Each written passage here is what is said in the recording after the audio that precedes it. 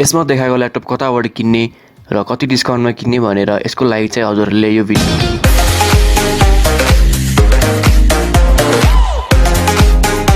अन्तिमसम्म हेर्नुपर्नेछ। यसमा देखाएको ल्यापटप मात्र होइन कि कुनै पनि भेराइटीको ल्यापटप कताबाट किन्ने र कति डिस्काउन्टमा किन्ने भनेर यो भिडियोले चाहिँ अन्तिमसम्म हेरिदिनु पर्नेछ। First of all thank you all of you Techmentor च्यानलको भिडियोहरूलाई सपोर्ट गरिदिएकोमा, टेकमेन्टर च्यानललाई सेयर गरिदिएकोमा।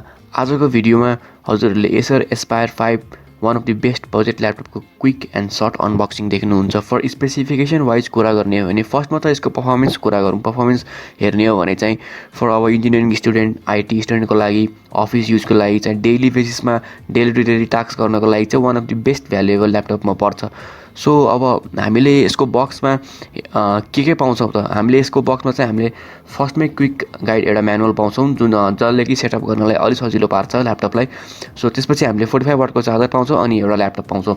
अब यसको ओभरअल कन्फिगरेसन भन्ने हो भने चाहिँ यो ल्यापटप एकदम नै थिन एन्ड लाइट छ, जसले गर्दा ब्यागमा राखेर यताउता अफिस कलेज ट्राभल गर्दा कम्फर्टेबल हुन्छ। Mostly for student one of the best laptop नै भनौँ, मैले अगाडि पनि भनिसकेँ। सो प्रोसेसर वाइज कुरा गर्ने हो भने चाहिँ अब यसमा चाहिँ हामीले 11 जेन इन्टेल कोर i5 1135 G7 को प्रोसेसर हेर्छौँ, जसले गर्दा 10 जेनेरेसनभन्दा चाहिँ बेटर पर्फर्मेन्स दिन्छ। सो 1135 G7 प्रोसेसरको राम्रो कुरा के हो भने यसमा 10nm सुपरफिन टेक्नोलोजीमा बेस छ। सो ओभरअल भन्ने हो भने चाहिँ यसमा 11 gen performance wise day to day task गर्नलाई, फर प्रोग्रामर अटोक्याडहरू चलाउनलाई, फोटोसपहरू गर्नलाई, एडिटिङ सफ्टवेयरहरू हाल्नलाई, चलाउनलाई होइन एकदमै कम्प्याटेबल छ।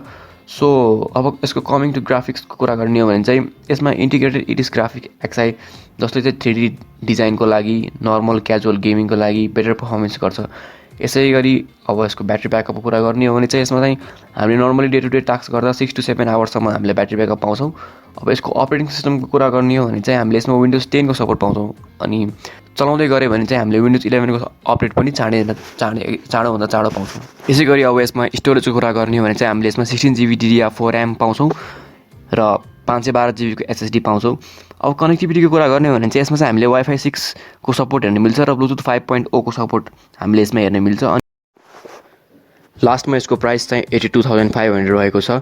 यसमा चाहिँ हजुरहरूले डिस्काउन्ट पाउनुहुन्छ र फ्री एक्सेसरिजहरू पाउनुहुन्छ। यो ल्यापटप चाहिँ कहाँबाट किन्ने भनेर मैले अगाडि मेन्सन गरेको थिएँ। यो ल्यापटप चाहिँ हजुरले मेगाटेक स्टोरबाट हजुरहरूले पर्चेस गर्न सक्नुहुन्छ। सो लोकेसनको लागि चाहिँ स्टोरको लोकेसनको लागि चाहिँ हामीले डिस्क्रिप्सनमा फेसबुक पेजको लिङ्क अनि त्यहाँबाट कन्ट्याक्ट नम्बर अनि इमेल आइडी छोडिदिएको छौँ। त्यसमै हजुरहरूले इन्क्वायरी गरेर हामीलाई भेटेर हामीसँग पर्चेस गर्न सक्नुहुन्छ। So thank you.